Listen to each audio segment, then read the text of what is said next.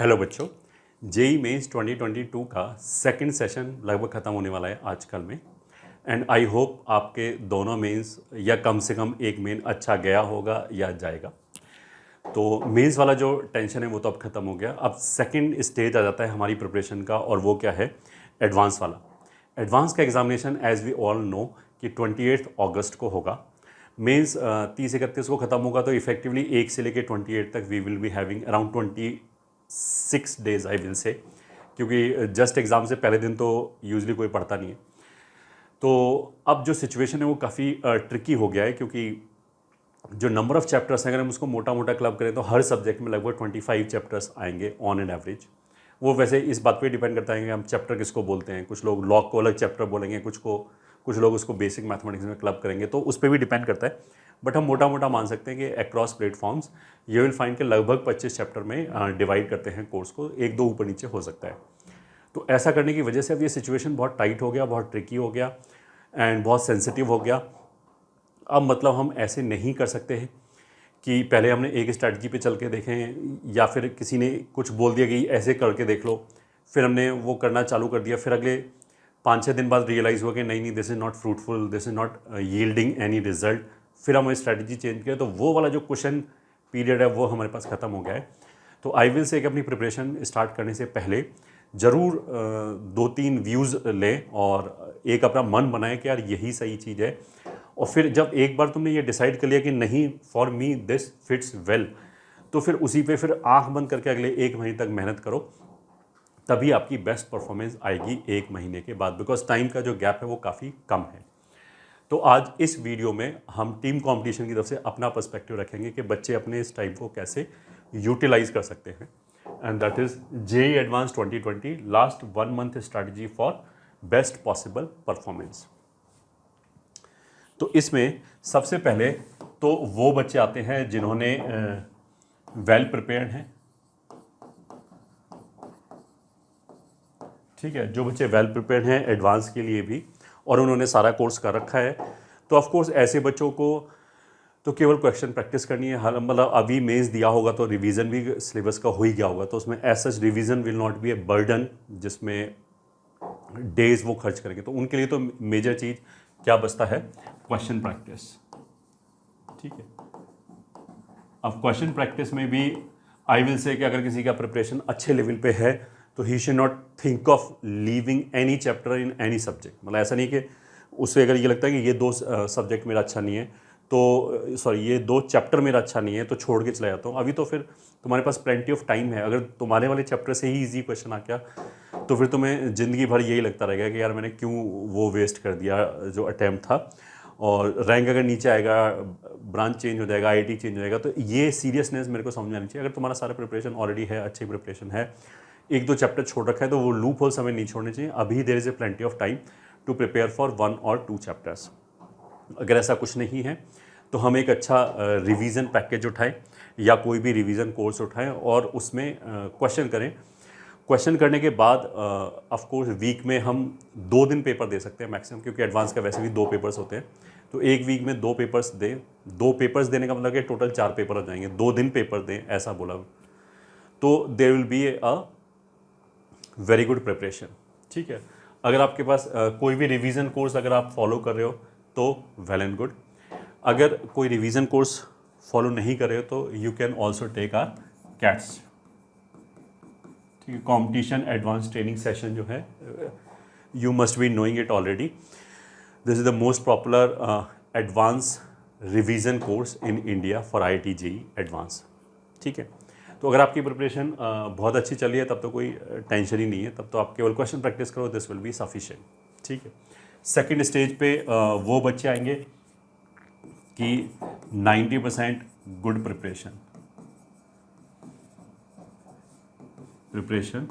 For advanced, ठीक है। अब 10% में हो सकता है उन्होंने कुछ चैप्टर छोड़ रखे हो या फिर किसी चैप्टर में उनको थोड़ा सा कॉन्फिडेंस ना हो, तो आई विल से कि अपने डे में एक तो आप रिवीजन अगर मतलब नहीं किया है मेंस के पॉइंट ऑफ व्यू से, अगर ढंग से रिवीजन नहीं किया है तो वो रिवीजन करो, एक तो ये हो गया। दूसरा, practice for those chapters which are completed. ठीक है, कुछ ऐसा था कि ये मेरे फेवरेट चैप्टर्स हैं, तो उससे प्रैक्टिस करो। और तीसरा, स्टडी फॉर रिमेनिंग 10%। मतलब अगर आप मेरे से पूछो तो मैं कभी ये सलाह नहीं देता कि आप कुछ भी छोड़ के चले जाओ, कोई भी चैप्टर छोड़ के चले जाओ, बिकॉज उससे रिलेटेड एक तो वो खुद चैप्टर आ सकता है, और एडवांस में स्पेशली मैथमेटिक्स में ऐसा भी होता है कि 2-3 चैप्टर मिले जुले आते हैं। तो अगर मान लिया मैं सोल्यूशन ऑफ ट्राइंगल छोड़ के चला जाऊँ, तो ऐसा हो सकता है कि सोल्यूशन ऑफ ट्राइंगल का एक स्टेप में यूज़ हो रहा हो एक फॉर्मूला, और वो क्वेश्चन वेक्टर का हो। तो भले ही मेरा वेक्टर अच्छा हो, अगर मेरे को उस स्टेप के साथ if I am not comfortable, तो वो पूरा क्वेश्चन ही गया। तो इसलिए एक बेसिक मिनिमम लेवल तक तो हमारा जरूर कंप्लीट होना चाहिए। तो इसलिए अगर कोई चैप्टर छोड़ रखा है तो एक उसको मिनिमम लेवल तक तो जरूर करके जाएं। अब इसमें ऐसा हो सकता है कि रिवीजन तो वैसे मोस्ट वाली सभी ने कर रखा होगा, अगर सीरियसली किसी ने मेंस दिया है तो हम ऐसा कर सकते हैं, एक दिन में 8 आवर्स इसको दे सकते हैं प्रैक्टिस के लिए, और या फिर 8 to 9 आवर्स इसको दे सकते हैं, और 3 to 4 आवर्स उस 10% वाले पोर्शन को दे सकते हैं कि जो भी बचा हुआ है। बस इसमें रीडिंग लगा रही है, हल्के हल्के क्वेश्चन करने, ये हो गया। ठीक है, बट ये जो वीडियो है वो स्पेशली उन बच्चों के लिए बनाया जा रहा है क्योंकि जिसकी प्रिपरेशन अच्छी है तो उसको तो कोई खास टेंशन नहीं है, उसको तो बस क्वेश्चन की प्रैक्टिस करनी है। और उसके लिए जैसे मैंने बोला कि कैट्स जैसे रिवीजन कोर्सेज अवेलेबल हैं ऑफ कोर्स, तो बस वो वहाँ से क्वेश्चन प्रैक्टिस करते, और कुछ सोचे ही ना, और कुछ करने का मतलब उसको टेंशन ही नहीं है। ठीक है, सबसे ज़्यादा प्रॉब्लम उन बच्चों को है जिन्होंने स्पेशली मेंस की तैयारी की है, एडवांस का अभी तक प्रैक्टिस नहीं की है। ठीक है, तो ऐसे बच्चों को बहुत डायलेमा है। तो ये वीडियो प्राइमरीली उन्हीं बच्चों के लिए। तो अब हम आ जाते हैं कि जो मेरे पास पिछले कई दिनों से क्वेश्चंस आ रहे हैं कि can I do it in 1 month if I have only prepared for mains till now. ठीक है, ऐसा मेरे पास बहुत फ़ोन आए हैं पिछले 2-3 दिन में, जिसमें बच्चे ने बोला कि सर मैंने मेंस की तो अच्छी प्रिपरेशन कर रखी है और मेरे मार्क्स भी ठीक ठाक आ रहे हैं, तो क्या मैं 1 महीने में मैं एडवांस की तैयारी कर सकता हूँ? तो देखो 1 महीने को हम यूटिलाइज़ कैसे करेंगे उसमें मैं अपना पर्सपेक्टिव बताऊंगा ऑफ कोर्स अभी, बट उससे पहले मैं तुमसे ये पूछता हूँ कि you should not waste your time in asking के क्या मैं ये कर सकता हूँ, क्या मैं ये कर सकता हूँ। दूसरा बंदा थोड़ा तुम्हें बता देगा तुम्हारी कैपेबिलिटी क्या है। मैं तो सिंपली ये पूछूंगा तुम्हारे पास और कोई चॉइस है क्या। अगर माने तुम्हारे पापा डायमंड मर्चेंट हैं तो मैं तो बोलूँगा क्यों फालतू अपना टाइम वेस्ट करो, जाओ भाई अपने पापा का बिजनेस संभालो, हमें भी डिस्काउंट देना कभी, इस तरह की बात है। अगर तुम्हारे पास कोई दूसरा ऑप्शन है और अच्छा ऑप्शन है तो वेल एंड गुड, फिर तो कुछ सोचने की बात ही नहीं है। बट अगर मान लिया कोई ऑप्शन ही नहीं है तो फिर ये क्वेश्चन ही कहाँ से उठता है। मतलब एक तो ये है कि मैंने ट्राई किया और नहीं हुआ, दूसरा मैंने ट्राई ही नहीं किया। तो अगर ट्राई ही नहीं किया तो मेरे को पता ही नहीं लगेगा, ट्राई किया और हुआ या नहीं हुआ तो उससे कम से कम मेरे को आउटकम तो मिलेगा, देयर इज़ ए पॉसिबिलिटी कि अच्छा हो जाए। तो आई विल से कि इस तरह के क्वेश्चन मत पूछो, क्योंकि बहुत सारे बच्चे ना मेहनत करना नहीं चाहते, कुछ बच्चे तो वो ऐसा एक्सक्यूज़ ढूंढते हैं कि उन्हें मेहनत ना करनी पड़े। ठीक है, तो वो ऐसे पूछते हैं कि अगर आप ये बोल दो ना कि पॉसिबल ही नहीं है तो मैं छोड़ दूँ, फिर तो मैं मेंस की रैंक से खुश हो जाऊँ। तो आई विल से कि तुम अभी तो ये स्केपिंग रूट शायद तुम्हें अच्छा लग रहा होगा, बट आगे चल के तुम्हें ये बहुत ज़्यादा ग्लानी होगी, ये ठीक है, बहुत ज़्यादा तुम्हें पछतावा होगा कि यार ये मैंने क्या कर दिया। जब 1-2 साल तक या 3 साल तक मैंने जब प्रिपरेशन किया था तो लास्ट का 1 महीना क्यों छोड़ दिया, वो भी ट्राई करके देख लेता। तो आई विल से कि ट्राई करने में कोई भी हर्ज नहीं है, ये ठीक है। अब स्ट्रैटेजी क्या होनी चाहिए, मटेरियल क्या होना चाहिए, कैसे करें, उसके लिए I will be putting up my perspective. But मैं पहले ये बता देता हूँ कि कुछ भी चीज़ करने से पहले हम अपने माइंड को रीसेट कर दें, दिमाग से ये वाली चीज़ बिल्कुल निकाल दें कि कर सकते हैं या नहीं कर सकते। तुम तो पॉजिटिवली सोचो, नेगेटिवली सोचो ही मत। तुम तो मतलब हमारा जो एटीट्यूड है वो ऐसा होना चाहिए कि यार मेरे पास एक दिन में 24 घंटे हैं, मैं इसमें से 12 या 14 आवर्स डेली मेहनत करके देखता हूँ, फिर देखते हैं क्या होगा। ये ठीक है, इस तरह की एक्साइटमेंट होनी चाहिए रादर देन कि हम क्वेश्चन मार्क करें अपनी एबिलिटी पे कि whether I am able to do it और नॉट। ये हमें समझ में आना चाहिए कि मेंस में भी क्वेश्चन पूछे जाते हैं और एडवांस में भी क्वेश्चन पूछे जाते हैं, थोड़ा सा डिफरेंस है, दैट आई विल डिस्कस। ठीक है, एडवांस के पेपर को बहुत ज़्यादा लोगों ने हवा भी बना रखा है और बच्चों के दिमाग में होता है पता नहीं कहाँ से मार्क्स वाले क्वेश्चन भेजते हैं एडवांस के लिए। ऐसा भी नहीं है, एडवांस का पेपर भी मैं यहाँ पे एक छोटा सा लाइव डेमो देके दिखाऊंगा कि जो बच्चों के दिमाग में फियर होता है ना, ऐसा फियर नहीं होना चाहिए। मतलब मैं लास्ट ईयर के पेपर पे ही अभी दिखाऊंगा तुम लोगों को। ठीक है, तो लेट्स स्टार्ट। इस स्लाइड का केवल एक पर्पस था कि अपने माइंड को रीसेट कर लें, नेगेटिविटी हटाएं। रिजल्ट क्या होगा वो तो बाद की बात है, पहले तुम मेहनत तो करो। पहले ये जो एक महीना है इसमें डेली 12 आवर्स मेहनत तो करो, तभी तो कुछ होगा उसके आगे, ये ठीक है। एंड अगर तुम सिस्टमेटिक वे में मेहनत करोगे तो I can give you the guarantee कि वो मेहनत कभी भी वेस्ट नहीं जाएगा। It will yield you good results.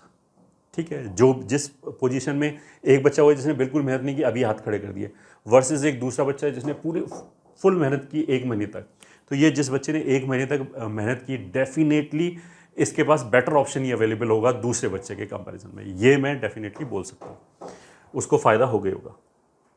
तो नाउ लेट्स स्टार्ट। सबसे पहले तो मेंस और एडवांस, मेंस और एडवांस करने से पहले डिफरेंस क्या है मेंस और एडवांस में, थ्योरी में क्या कोई डिफरेंस है? तो देखो, हम ऐसा बोलेंगे कि ऐसा कुछ नहीं होता कि ये पर्टिकुलर कॉन्सेप्ट है, इस पे बेस्ड क्वेश्चन एडवांस में ही आएगा, इस पर्टिकुलर कॉन्सेप्ट से बेस्ड क्वेश्चन मेंस में ही आएगा, ऐसा कुछ नहीं है। मतलब इनफैक्ट जब मेरी एक बार AL के सर से बात हो रही थी केमिस्ट्री के लिए, मैंने बोला कि सर अगर हम केवल मेंस के लिए पढ़ाएं, ठीक है, केवल मेंस के लिए पढ़ाएं तो क्या फ़र्क पड़ेगा? तो सर ने बोला यार पढ़ाना तो सारे कुछ पड़ेगा, चाहे मेंस बोलो चाहे एडवांस बोलो, बस इलस्ट्रेशन का डिफरेंस आ जाता है। ठीक है, सेम चीज़ यहाँ पे मैथमेटिक्स में भी है।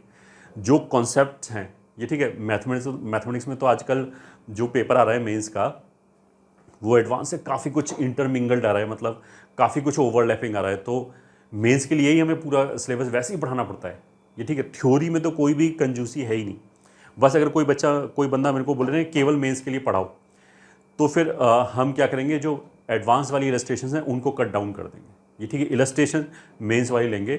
तो अगर तुमने मेंस का सिलेबस भी कर रखा है, उसका मतलब क्या है कि तुम्हारे पास जो बिल्डिंग ब्लॉक्स हैं वो ऑलरेडी हैं, ये ठीक है। बस उसमें अब सही से रख के उसमें अपनी स्ट्रॉन्ग इमारत बनानी है। पहला चीज़ तो ये हो गया। तो आई विल से कि थ्योरी में ऐसा कोई भी डिफरेंस नहीं है मेंस और एडवांस की में एज सच। इक्का दुक्का क्वेश्चन की थ्योरी ऐसा हो सकता है कि जैसे कुछ लोग क्या करते हैं, क्वेश्चन को थ्योरी बना के पढ़ा देते हैं, ठीक है, और वो फिर बोलते हैं ये एडवांस की थ्योरी है।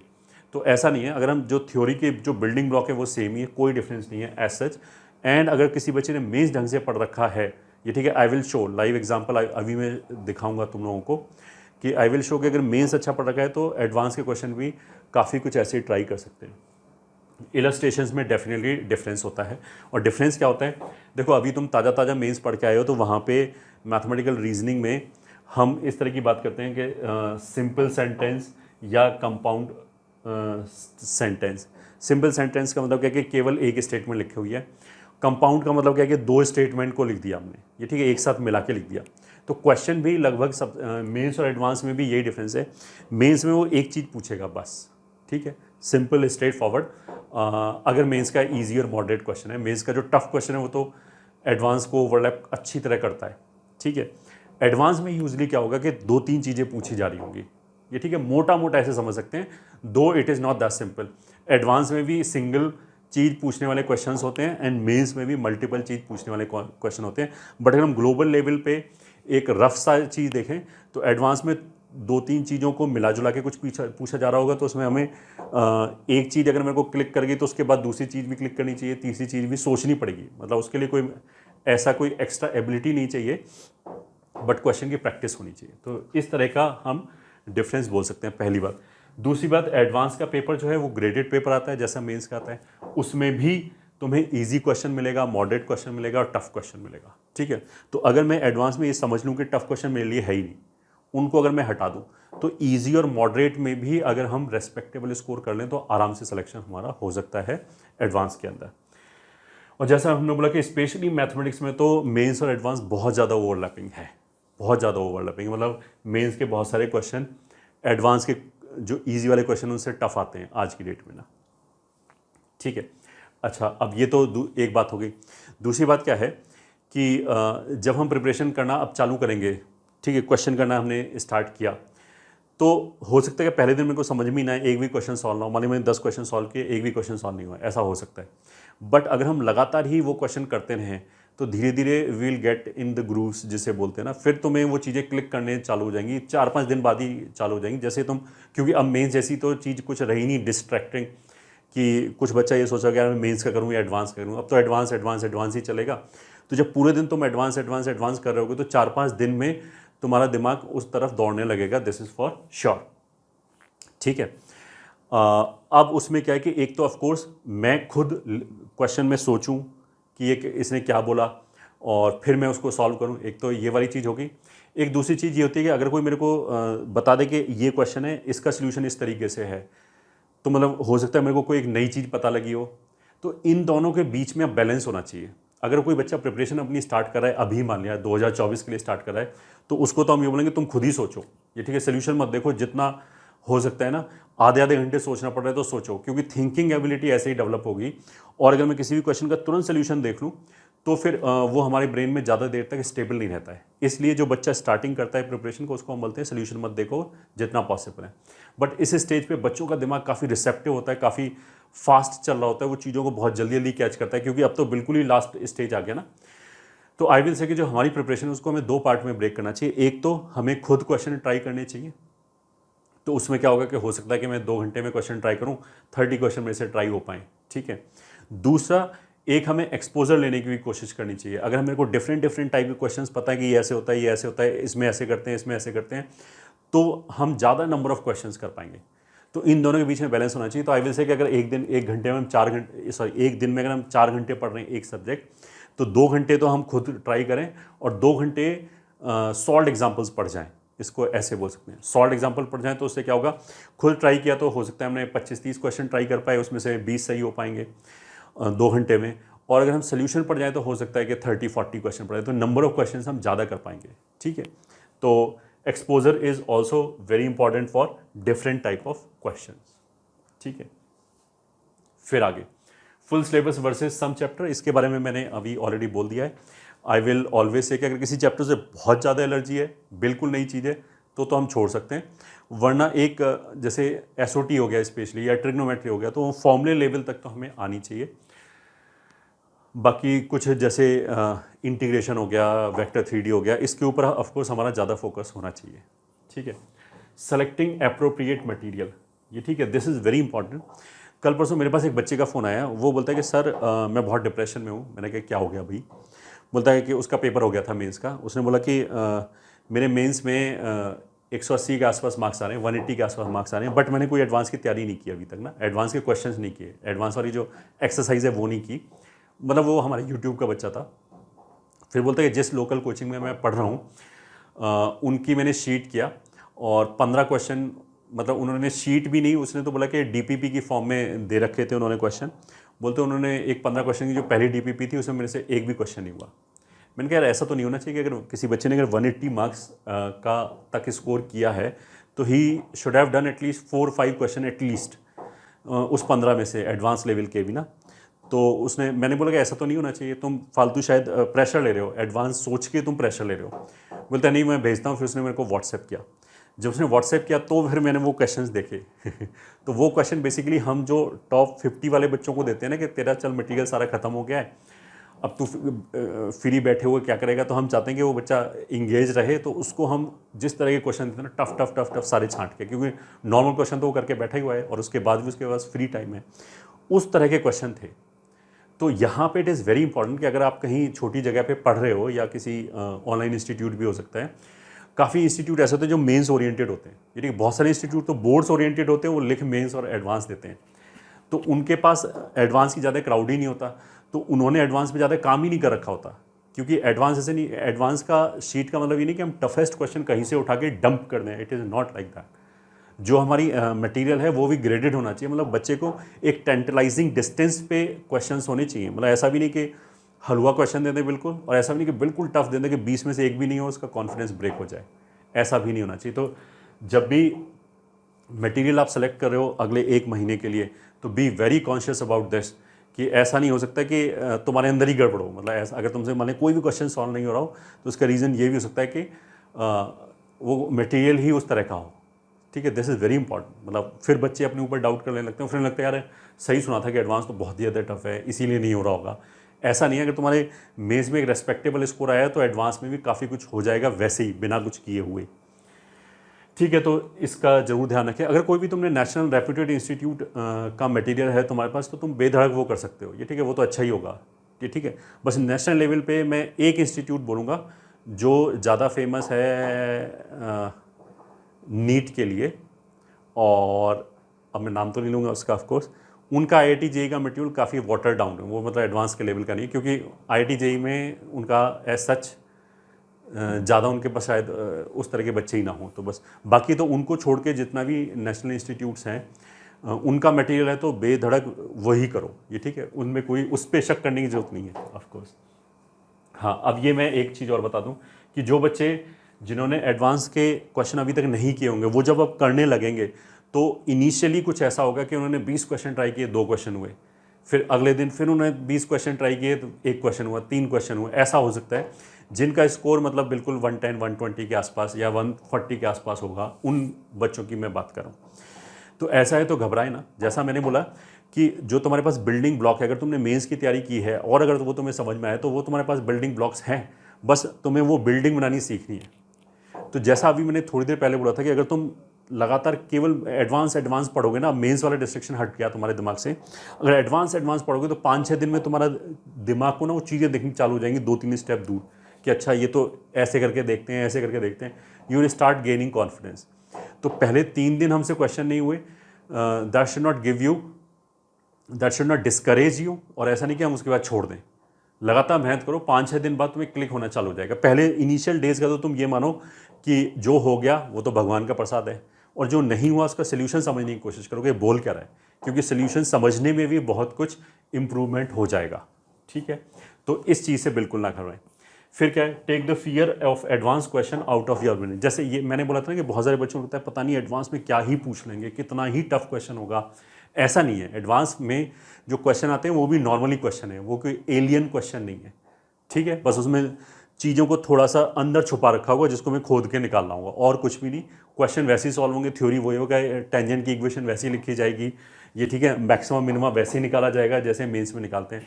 इसके लिए कोई नई थ्योरी नहीं है। तो एडवांस के नाम से ही एकदम ऐसे ना हो जाए कि हमारे हाथ पैर फूलने लगे। अभी I will show you the live demonstration, और अभी तुम लोग ताज़ा मेंस की तैयारी भी कर रहे हो तो अभी you should be able to relate it also, ठीक है। ऑफलाइन क्रैश कोर्स, कुछ बच्चे ये भी पूछ रहे हैं कि मैं ऑफलाइन क्रैश कोर्स ज्वाइन कर लूँ। आई विल से कि बिल्कुल मत करो, ये शेयर टाइम की वेस्टेज है। तुमने कहीं ऑफलाइन कोर्स ज्वाइन भी कर लिया, मान लिया उन्होंने 1 घंटे में, पहले तो जैसे मैंने बोला 25 ही दिन बचे हैं, 25 ही चैप्टर हैं, तो 1 दिन में 1 चैप्टर आएगा मोटा मोटा, तो वो 1 चैप्टर में 1 दिन में कितने क्वेश्चन करा देंगे एडवांस लेवल के।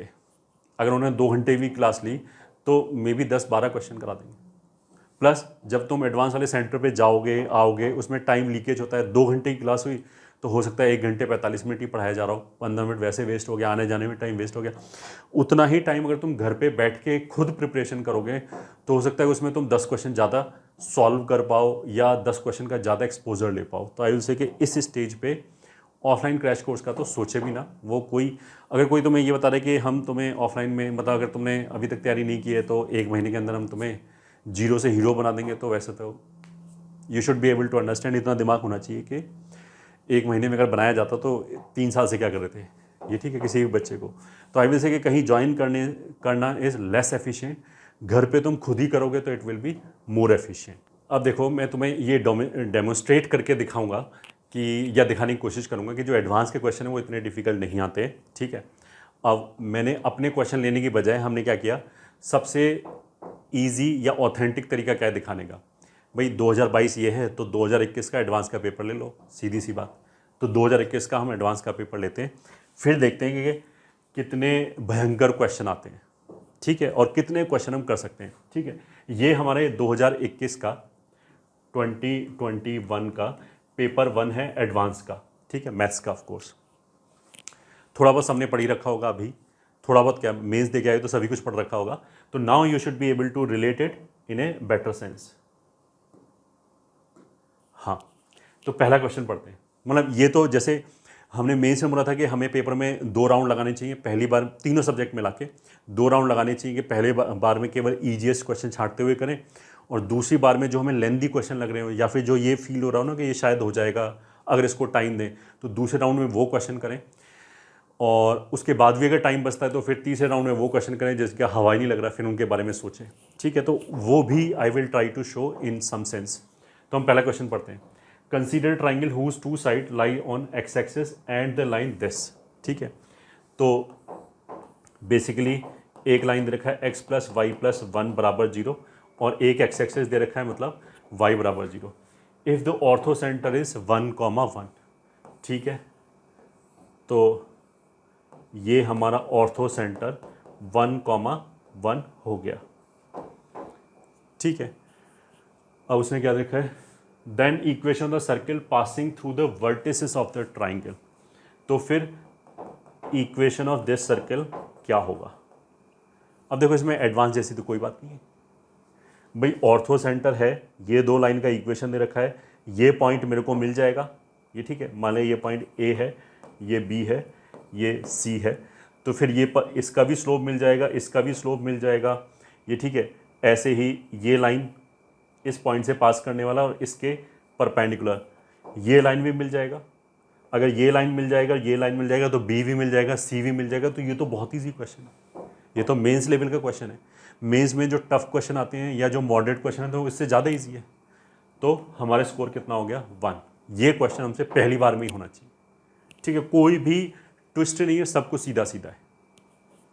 सेकेंड क्वेश्चन पे आते हैं, the area of the region x, y, मतलब ये तो पॉइंट की बात कर रहे हैं, x लाइज बिटवीन 0 एंड 9/4, ठीक है। तो ऐसे हो गया, x 0 तो यहाँ पे आएगा, 9/4 कहीं यहाँ पे आएगा, दो लाइन के बीच का एरिया ये हो गया, y 0 और 1 के बीच में, तो ये y बराबर 0 हो गया, ये y बराबर 1 हो गया, इन दोनों के बीच में x greater than equals to 3y, तो ये तो एक लाइन हो जाएगी ऐसे करके, ठीक है। बस ये मेरे को देखना पड़ेगा ऊपर आएगा या नीचे आएगा, तो वो देख लेना, मतलब बट एक लाइन हो जाएगी, ठीक है। x + y greater than equals to 2, ये एक दूसरी लाइन हो जाएगी।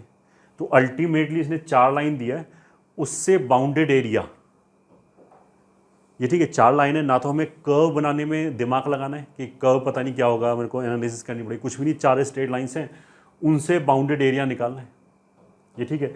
जब इसने बोला ना x greater than equals to 3y, तो अगर x इक्वल्स टू 3y होता तो इस लाइन के ऊपर, ग्रेटर अगर x को चाहिए तो इस लाइन के नीचे का पोर्शन, ठीक है। ऐसे ही y का मतलब क्या, इन दोनों के बीच का पोर्शन, तो इन चारों का इंटरसेक्शन लोगे। Simple question, very simple question, केवल इसमें प्रोसीजरल क्वेश्चन है, कैलकुलेशंस करनी है, कुछ नया सोचना नहीं है मेरे को, बस केवल ये, पहले तो हमें एरिया आइडेंटिफाई करना है। दूसरा क्वेश्चन ये हो गया, दिस क्वेश्चन एडवांस में करते समय पहले बार में ही हमें करना चाहिए, कोई भी नई कॉन्सेप्ट नहीं है, कोई क्वेश्चन में उसने कोई ऐसी लैंग्वेज यूज़ नहीं कर रखी जिसको समझने में दिमाग फट जाए, ऐसा कुछ नहीं है। अब आते हैं हम तीसरे क्वेश्चन पे। मैंने ऐसे देखा पहले, ओह कंसीडर 3 सेट्स, इतना रिप्लेसमेंट, मैंने बोला गोली मारो, इतना कौन पढ़ेगा। पहली बार में, पहले राउंड में जब इतना दिखाई दिया ना, हमने सोचता है छोड़ो इसे, ठीक है, छोड़ दिया।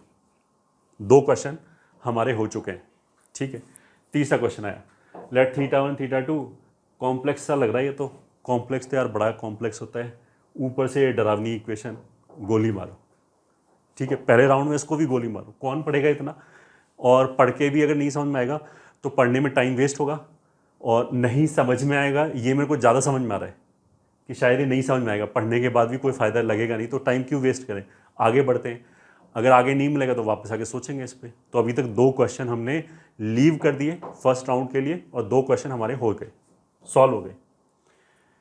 अब आए थर्ड क्वेश्चन, ठीक है। 3 numbers are chosen at random, one after another with replacement from this set. 3 number उठाएं एक एक करके। Let P1 be the probability that maximum of the chosen number is at least 81। ये ठीक है, सिंपल क्वेश्चन है। उसने बोला है कि 3 नंबर्स में से जो मैक्सिमम है वो ग्रेटर देन और इक्वल्स टू 81 होना चाहिए, ये ठीक है। अब ये देखो, किसी को भी अगर बेसिक प्रोबेबिलिटी आती है, मेंस लेवल का क्वेश्चन है, ये क्वेश्चन हो जाना चाहिए, ठीक है। ये उनको भी पता है कि बच्चों को प्रोबेबिलिटी से बहुत डर लगता है, तो देखो एडवांस में इन्होंने मेंस लेवल का क्वेश्चन डाल दिया, ठीक है। P1 is the probability of ये, P2 is the probability that minimum of the chosen number is at most 40। फिर दूसरा P2 क्या हो गया कि ये जो मिनिमम नंबर है ये ज़्यादा से ज़्यादा 40 हो जाए, तो या तो ये 40 हो या फिर लेस देन और इक्वल्स टू 40 हो। तो ये लगभग सेम सी ही कॉन्सेप्ट है। तो ये क्वेश्चन देखो हमसे पहले राउंड में होना चाहिए, ठीक है।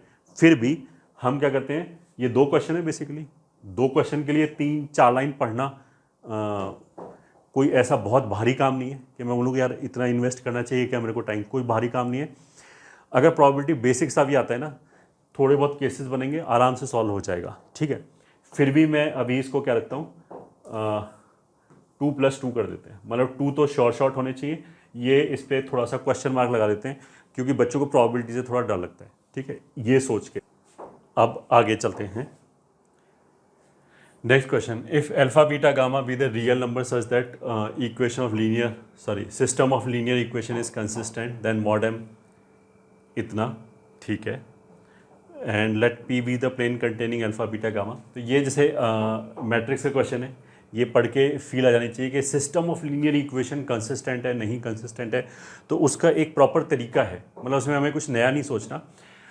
इसको हम डेल्टा मतलब क्रैमर्स रूल से भी कर सकते हैं और प्लेन के हिसाब से भी फिजिकली देख के भी कर सकते हैं, बट चलो अभी हमने इसको छोड़ दिया, ठीक है। फिर next question is consider the lines L1 and L2 defined by this. ये थोड़ा सा पेनफुल लग रहा है, इसको भी छोड़ दिया। तो अभी तक 2+2 चल रहा है, ठीक है। नेक्स्ट आया ये, for any 3x3 matrix let delta in this. मतलब एक मैट्रिक्स का क्वेश्चन है जिसमें ऑप्शंस ये हैं। अब ये इतने खतरनाक ऑप्शंस मेरे को दिखाई दिए क्योंकि क्वेश्चन के साथ तो ऑप्शंस भी होंगे ना, छोड़ दिया हमने, ठीक है। अभी तक 2+2 है। अब अगला क्वेश्चन क्या आया, let f defined from R to R is, ये क्वाड्रेटिक अपॉन क्वाड्रेटिक है, ठीक है। अब इसमें बात किस तरह की चल रही है, decreasing increasing on to range. तो ये तो बहुत सिंपल सा क्वेश्चन है, क्वाड्रेटिक अपॉन क्वाड्रेटिक है, तो डिक्रीजिंग इंक्रीजिंग के लिए सिंपली f' निकालो, तो अपने आप ये वाली वैल्यूज न्यूमरेटर में एज ए फैक्टर आ रहा होगा, तो वहाँ से दिख जाएगा कि कहाँ पॉजिटिव है कहाँ नेगेटिव है, तो इंक्रीजिंग कहाँ पे है डिक्रीजिंग कहाँ पे, ये आराम से चेक हो जाएगा। तो ये हमारा वो थर्ड क्वेश्चन हो गया प्लस 2 क्वेश्चन मार्क वाले, मतलब ये थर्ड क्वेश्चन हो गया जो हमसे शॉर्ट में पहली बार में ही होना चाहिए, पहले राउंड में ही होना चाहिए। आगे चलते हैं, फिर आगे दिस इज, हाँ, क्वेश्चन नंबर 13 ये हो गया, ये प्रोबेबिलिटी का क्वेश्चन है, इसमें इतने बड़े बड़े ऑप्शंस देख के छोड़ दिया हमने, ठीक है। फिर इसमें g बराबर ऐसे देख के छोड़ दिया हमने, तो अभी तक 3+2। फिर नेक्स्ट क्वेश्चन आया, for any positive integer n, ये वाला आ गया। अब देखो कॉट इनवर्स लिखा है और सिग्मा लगा हुआ है, तो यहीं से मेरे को समझ आना चाहिए कि ये तो प्रोसीजरल क्वेश्चन है। इन्वर्स की अगर कोई भी सीरीज़ है तो डिफरेंस मेथड से होता है, और कॉट इनवर्स को अगर हम tan इनवर्स में कन्वर्ट कर लें, मतलब अगर मैं इसको tan इनवर्स लिख लें तो ये x/1 + kx k+1x, ये मेंस लेवल का क्वेश्चन है, इन दोनों का डिफरेंस ये लिखा है, तो ये सीधा सीधा tan इनवर्स के डिफरेंस के फॉर्म में आ जाएगा। एक बार जब ये SN(x) की वैल्यू आ गई तो सारे ऑप्शंस आराम से चेक किए जा सकते हैं। तो ये हमारा वो फोर्थ क्वेश्चन हो गया जो होना चाहिए, फोर्थ क्वेश्चन, 4+2 क्वेश्चन मार्क। ये तो मैं फर्स्ट राउंड की बात कर रहा हूँ केवल, ठीक है। फिर हमारे पास आगे क्या क्वेश्चन है, for any complex number this, ये तो सिंपली कॉम्प्लेक्स नंबर को इसने डिफाइन ही कर रखा है और कुछ नहीं यहाँ तक। अच्छा, ये वाली जो चीज़ है ये क्लास में सब लोग पढ़ाते हैं कि आर्ग्यूमेंट ऑफ z-z1/z-z2 अगर π/4 है तो ये बेसिकली आर्क का क्वेश्चन होता है, ये ठीक है। और जो यहाँ पे सरकमफ्रेंस पे π/4 एंगल बना रहा होगा, ठीक है। अब इसने ये बोला है कि अल्फा बीटा रियल है, क्योंकि ऐसी तो इन्फाइनाइट कॉर्ड्स होगी जो यहाँ पे π/4 बना सकता है, तो ये जो आर्क है उसी का इक्वेशन ये दे रखा है। तो अल्टीमेटली ये क्वेश्चन कुछ ऐसे हो जाएगा कि मतलब एक सर्किल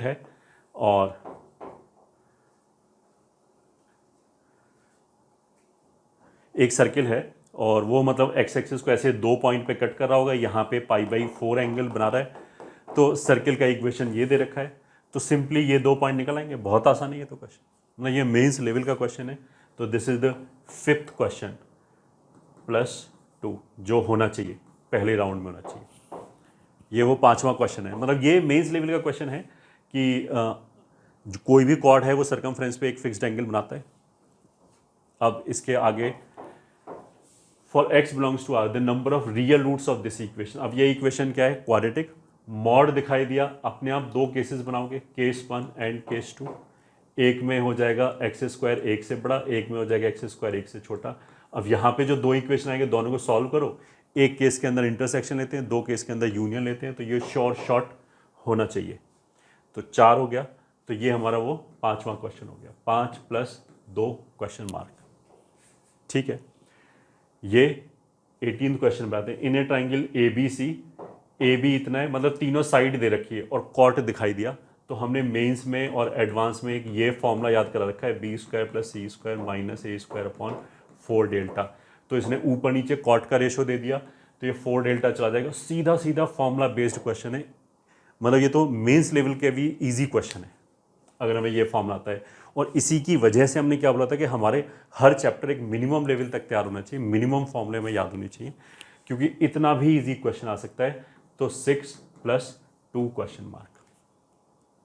ठीक है, 19th क्वेश्चन आता है, इफ यू वी डब्ल्यू are vectors in 3 dimensional space where u and v are unit vector which are not perpendicular to each other. ठीक है, तो यू और वी यूनिट वेक्टर हैं। अच्छा, u dot v dot w and w dot w, ये 3 चीज़ दे रखा है। वैसे तो अगर 3 वेक्टर दे रखे तो हमें 6 तरह की क्वांटिटी चाहिए होगा, u डॉट u, फिर v dot v and w dot w। 3 तो ये हो गई, और 3 इनके dot product, u dot w, v dot w and अच्छा ये w का मैग्नीट्यूड दे रखा है ऑफकोर्स, एक u डॉट v हो गया। ठीक है, अब ये w का मैग्नीट्यूड दे रखा है, ये दोनों यूनिट वेक्टर हैं, तो ये 1 1 हो गया। इन दोनों को W के साथ दोनों का डॉट दे रखा है, तो ये 2 दे रखा है, केवल एक अननोन ये बचा है। ठीक है, अब उसने क्या बोला, the volume of the parallel pipe. तो पैरेलल पाइप का वॉल्यूम सिंपली बॉक्स होता है। ठीक है, whose adjacent size represented by UVW is √2, तो ये बॉक्स की वैल्यू दे रखी है। ठीक है, देन दिस इज रिक्वायर्ड। अब इसको जब हम ओपन करेंगे तो u का मैग्नीट्यूड चाहिए होगा, v का मैग्नीट्यूड चाहिए होगा एंड u डॉट v चाहिए होगा। तो कुछ भी नहीं, u डॉट v यहाँ से निकल आएगा बॉक्स से। और बॉक्स के लिए हमने बोला था कि अगर वेक्टर हमें नहीं पता है, वेक्टर अगर हमें नहीं पता है, हाँ, तो u dot u dot v ऐसे करके बॉक्स का स्क्वायर होता है, UVW का होल स्क्वायर। तो ये मेरे को पता है, इसमें एक u डॉट वी अननोन है, बाकी सब नोन है, तो u डॉट वी भी निकल आया, तो this is also doable question. तो 7 + 2 क्वेश्चन।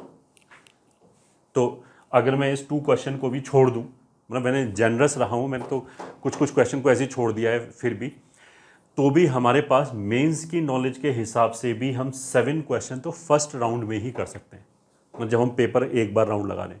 दूसरे राउंड में हो सकता है कि इन 2 में से कोई एक क्रैक हो जाए, या फिर और जो क्वेश्चन हमने देखते ही छोड़ दिए उनमें से कोई एक क्रैक हो जाएगा। टाइम स्पेंड करोगे तो ऑफकोर्स कुछ ना कुछ एक्स्ट्रा तो होगा ही होगा।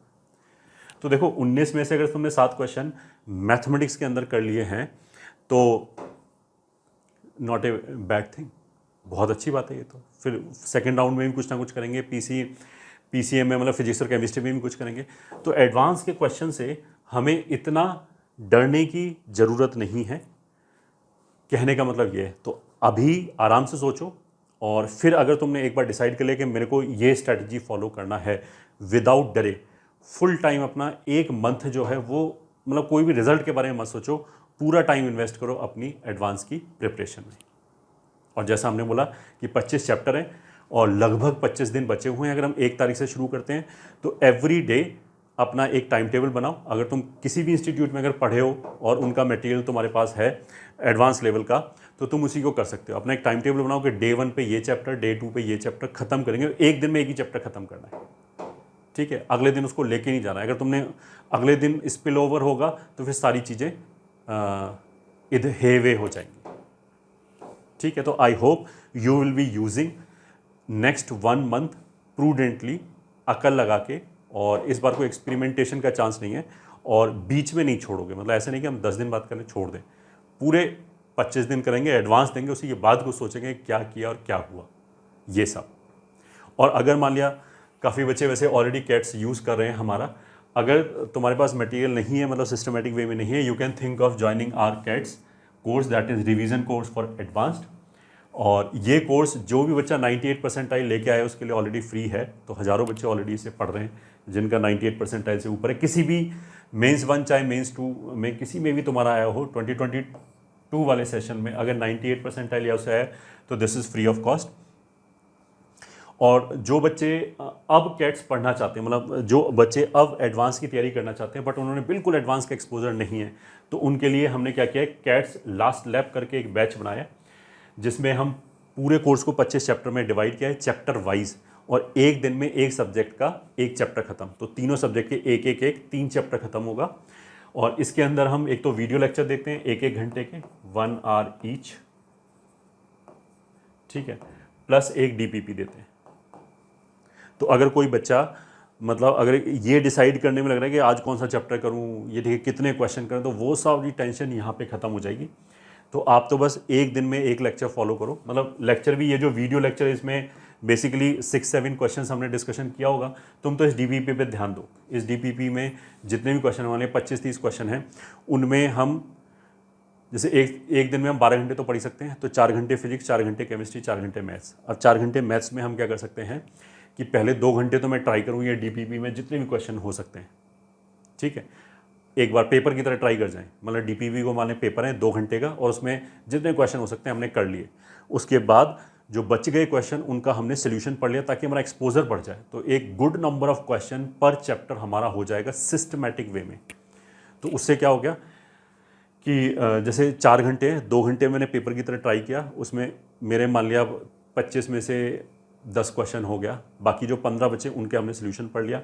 तो एक हमको बहुत अच्छा सा अच्छे क्वेश्चन के कलेक्शन का हमें एक्सपोजर भी मिल गया। तो वो चैप्टर हमारा सॉलिड हो गया। फिर ऐसे ही डे 2 पे 2nd नंबर का चैप्टर करो। अच्छा, अगर मान लिया उन 4 घंटे में से हमारा कोई टाइम बच रहा है तो तुम ये वीडियो लेक्चर भी देख सकते हो, जिसमें मतलब वीडियो लेक्चर में ऐसा कुछ नहीं कि हमने कुछ रिवाइज कराया है या चैप्टर के वो, इसमें भी क्वेश्चन प्रैक्टिस ही है, ठीक है, and it is of course chapter wise. तो ये एक सिस्टमैटिक वे हो गया। इसमें हम 1 अगस्त से हम क्लास करेंगे और वो 25 तक जाएगा, मतलब पूरा 25 दिन, हर दिन, मतलब इंक्लूडिंग संडेज, और हर दिन एक चैप्टर आता जाएगा, शेड्यूल्ड रहेगा, ठीक है। अच्छा, कोई बच्चा अगर इस कोर्स का जो लिंक है वो तुम्हें डिस्क्रिप्शन में मिल जाएगा, वहाँ से जाके यू कैन परचेज। अगर आपका 98 परसेंटाइल से ऊपर नहीं आया है, अगर किसी बच्चे को ऐसा लग रहा है कि हमारा 2nd मेंस में आ जाएगा 98 परसेंटाइल, तो अभी यू कैन परचेज। और अगर रिजल्ट में 98 परसेंटाइल से ऊपर आता है तो हम आपका 2100 रिफंड कर देंगे। मतलब जो टोटल फीस है दैट इज़ 2478, उसमें से जीएसटी हटा के 2100 हम बाद में रिफंड कर देंगे आपको, ठीक है। तो you need not to worry, we should not waste any day, that is more important, ठीक है। अच्छा, कैट्स प्लस ऑलरेडी हमने पहले लॉन्च किया था, ये ऑलरेडी चल रहा है। इसमें क्या है कि इसमें ये सारे कैट्स प्लस में क्या है कि ये जो 25 सेशन है ये एक साथ मिलेंगे और यहाँ पे शेड्यूल्ड मिलेगा, ठीक है। मतलब डे 1 पे एक चैप्टर का आएगा, डे 2 पे अगला चैप्टर आएगा, तो उसमें डे 1 और डे 2 दोनों चैप्टर अवेलेबल होगा डे 2 पे, डे 3 पे फिर तीसरा चैप्टर आएगा, तो ताकि बच्चों में एक वो डिसिप्लिन बना रहे। बट अगर कोई बच्चा ये बोलता है कि मेरे को तो पहले ये 5 चैप्टर करने हैं बस, बाकी मेरा ठीक है, तो वो इसको भी कर सकता है। यहाँ पे वो जो 25 सेशन है वो एक साथ आपको स्टोर्ड फॉर्म में मिल जाएंगे, कोई भी चैप्टर कर सकते हैं। यहाँ तो शेड्यूल हो गया, दोनों में सेम ही लेक्चर है, एग्जैक्टली डीपीपी सब कुछ सेम है। बस कैट्स प्लस में क्या है, एक ये 15 सेशन और हम एक्स्ट्रा इसमें ऐड करें, तो कोई बच्चा अगर इसको लेता है तो उसको इसका भी कॉम्प्लीमेंट्री एक्सेस मिलेगा फ्री में, ये ठीक है। अगर कोई बच्चा बोलता है ना कि मैं तो ये भी करना चाहता हूँ तो इसका भी मिलेगा। इसमें क्या होगा, 25 सेशन के अलावा हमने 15 सेशन और इसी टाइप के, मतलब एक वीडियो एंड एक डीपीपी और दिया है जिसमें मिक्स्ड चैप्टर के क्वेश्चन है। मतलब ये तो फिर मिक्स्ड जैसी चीज़ होगी। तो अगर कोई बच्चा इसमें से 2 सेशन कर पाता है तो भी ठीक है, 3 सेशन कर पाता है तो भी ठीक है। इन 25 में से कुछ मिस नहीं होना चाहिए क्योंकि ये चैप्टर वाइज है, तो ये हर एक चैप्टर कवर करेगा। बट वो जो बच्चे जिन्होंने अभी तक एडवांस की तैयारी नहीं की है और जो पहली बार अब एडवांस की तैयारी करने लगेंगे, आई विल से कि इस शेड्यूल को ही फॉलो करो, वरना क्या करोगे तुम 2-3 चीज़ करने की कोशिश करोगे, सारा कुछ बिखर जाएगा, कुछ भी ढंग से नहीं हो पाएगा। तो जो बच्चे अभी पहली बार तैयारी कर रहे हैं या फिर जिन्होंने एडवांस लेवल के क्वेश्चन नहीं किए, तुम ये वाला 25 दिन तक रिलीजियसली फॉलो करो तो तुम्हारा अच्छा होगा। अच्छा, अब इसमें क्या होगा कि हर संडे को एक टेस्ट भी होगा, ठीक है, संडे को एक टेस्ट भी होगा। तो पहले संडे तक जितने चैप्टर कंप्लीट हो गए उसका टेस्ट होगा, एक टेस्ट होगा। 2 टेस्ट इसलिए नहीं ले सकते क्योंकि 25 तारीख तक हमें क्लास ख़त्म करनी है और बीच में संडे भी पढ़ रहे हैं, तो हम तो संडे को भी क्लास मतलब देंगे, वो जो डीपीपीज और ये है वो देंगे। तो संडे को जैसे तुम 12 घंटे पढ़ते हो तो हो सकता है तुम्हें टेस्ट देने के लिए थोड़ा सा एक्स्ट्रा टाइम और निकालना पड़े, तो एक ही टेस्ट देंगे 3 घंटे का।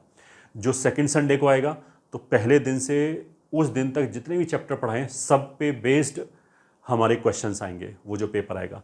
लास्ट में तुम्हारे पास जैसे इस जगह पे हमारे full test are also available, ठीक है। कोई बच्चा ऐसा ऐसा बोल सकता है कि मैं तो इसको 20 दिन फॉलो करना चाहता हूँ, फिर तो मैं 2-2 टेस्ट फुल टेस्ट देना चाहता हूँ, 3-4, तो वो टेस्ट तुम्हारे पास अवेलेबल होगा, क्योंकि जो कैट्स प्लस का बैच है वो ऑलरेडी चल रहा है। तो इनका तो वीक में 2 दिन फुल टेस्ट होते हैं, 2-2 टेस्ट, ये ठीक है। एक डे 1 को पेपर 1 पेपर 2 हुआ, फिर एक डे 3 को, डे 4 को, या जो भी होता है डे 4 को पेपर 1 और पेपर 2 हुआ, ऐसे करके। तो वो टेस्ट तुम्हारे पास अवेलेबल रहेगा। इसके लिए कुछ हमें एक्स्ट्रा पे करने की जरूरत नहीं है। ये तो बेसिकली इन दोनों में अंतर क्या है, जो बच्चा पहली बार कर रहा है वो ये कर ले तो ही बहुत है, क्योंकि इसी के बाद उसके पास टाइम नहीं बचेगा। तो रिलीजियसली इसको फॉलो करें। कोई बच्चा ये बोला कि नहीं मेरी प्रिपरेशन है सारी, तो मेरे को तो खुद ही पिक एंड चूज़ करने हैं और फुल सिलेबस टेस्ट देने, तो वो इस वाले बैच में एडमिशन ले लें, कैट्स प्लस वाले में, ठीक है। इससे इसमें जाना चाहते हो, इससे इसमें जाना चाहते हो तो जा सकते हो। अदरवाइज हमें अपना मोटिव क्लियर होना चाहिए। अगर हमें कुछ पिक एंड चूज़ करके चीज़ें करनी है तो ये लो, क्योंकि इसमें सारे लेक्चर एक साथ अवेलेबल हैं। अगर हम पहली बार कर रहे हैं तो फिर आई विल से कि ये लो, मतलब फालतू के हम इस लालच में ना पड़े कि ये तो मेरा छूट ही गया, अब टाइम ही नहीं बचा ये सब करने का। ये करोगे तो तुम्हारा बेस्ट पॉसिबल रिजल्ट आएगा। तो I hope I have explain each and everything. Fees 2478 जैसे मैंने बता दिया, 2100 प्लस 18% GST जो होता है। इसके बाद भी अगर तुम्हें कोई इंक्वायरी है तो इन नंबर्स पे कॉल कर सकते हो, इनमें से किसी भी नंबर पे कॉल कर सकते हो। 74109000 तो सभी में कॉमन है, 901 906 907 908। ये कोर्स कहाँ पे रन होगा, वो हमारी एक ऐप है कंपटीशन डिजिटल। तो अगर वो ऐप अभी तक इंस्टॉल नहीं किया है तो ये ऐप इंस्टॉल करके आप इस कोर्स को बाय कर सकते हो। और जो कोर्स का नाम है वो है कैट्स लास्ट लैप, जिसमें हम 25 चैप्टर वाइज सेशन शेड्यूल करेंगे। एक दूसरा कैट्स प्लस भी वहाँ पे अवेलेबल है, वहाँ पे सारे लेक्चर ऑलरेडी अवेलेबल हैं। तो अगर किसी को मान लिया वेक्टर करना है सबसे पहले, तो उसके वो वेक्टर के लेक्चर देख सकता है उसमें।